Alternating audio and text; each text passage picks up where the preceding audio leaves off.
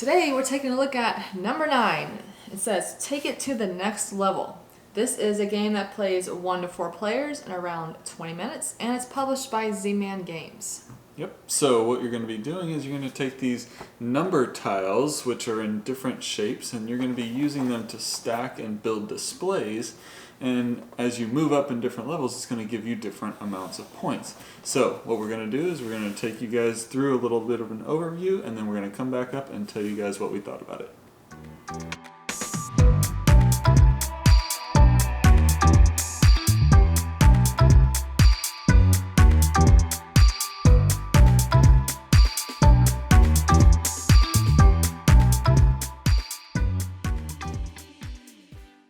So setup is super easy. You just need the box with the number tiles, and you're going to shuffle the number cards and put them to the side.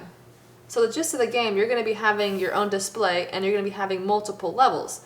And you're going to be multiplying the number on top by the level it's on. So it's going to be better, if possible, to have a higher number on the higher levels. So for turns, you're just going to have one player flip over a card, and everyone's going to grab that number and put it in their play area. Now for the first tile, you can put it in any orientation you want. It does have to be number side up though. Now you can place a tile on any level of your display as long as certain rules are being followed. For instance, like I mentioned before, the number side has to be face up. Then the tile has to be adjacent to another tile on its level. So let's say we had it all picked zeros, so it has to be adjacent to another tile. Now let's say we have this set up on the base level here, and let's say we just this card was chosen, so we all draw 6. Now, if you wanted to start another level, there is a rule where a tile on level 1 or higher, so this is level 0, must overlap 2 or more tiles on the level directly beneath it. So if I were to place this here, it has to go over 2 other tiles. Also, no part of the tile can overhang without a tile directly beneath it. So, for instance, I could not have placed it like this, where it's overhanging off the edge there. I also could not place it over this because there's not a tile underneath it, since it's 0 and nothing in the middle. So I could not place it like that either. And it's important to note that once you have placed your tile, you cannot move it in the future. And the game is over once the last card has been flipped and everyone has placed all of their tiles. Now if you're playing with 4 players, then all of these number tiles will be emptied out. To score your display, you're going to be removing tiles from your display one at a time, starting with the highest level and moving downward.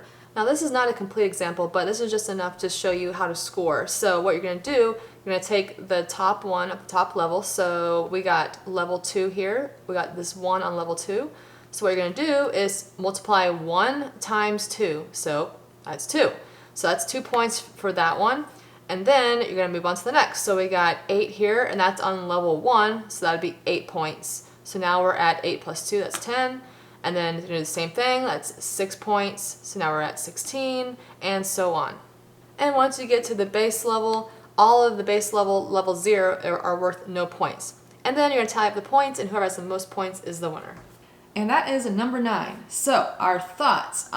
First, I want to say, I'm big in organization, and I just have lots of fun organizing the pieces in here. It's just, I love that part of the game. I don't get anything out of that.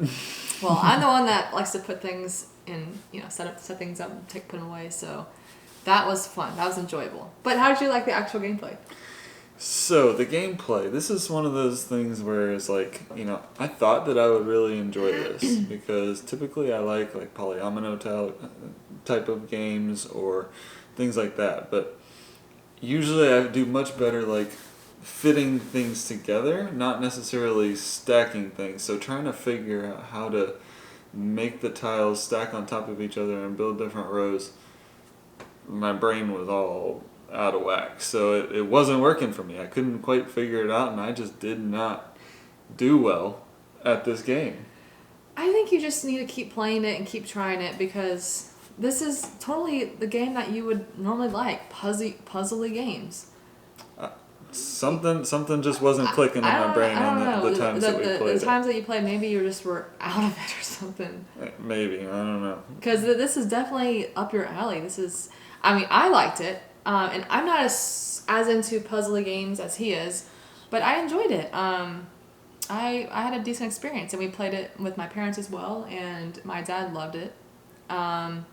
Yeah, so, and I typically struggle with like spatial stuff, and for some reason maybe it's because the numbers, I'm a number person. I'm an accountant by day, so Yeah. maybe that's why I like it. There's numbers, so. Yeah, I don't know. Well, anyway, so I like it. I think it's a good game. Guys should check it out if you like puzzly games. Yeah, and that is number 9, published by Z-Man Games. That's right. So thanks for joining us today, guys. And if you want to help us out, hit that subscribe button and like this video. And thanks for joining, and we'll see you guys later. See ya.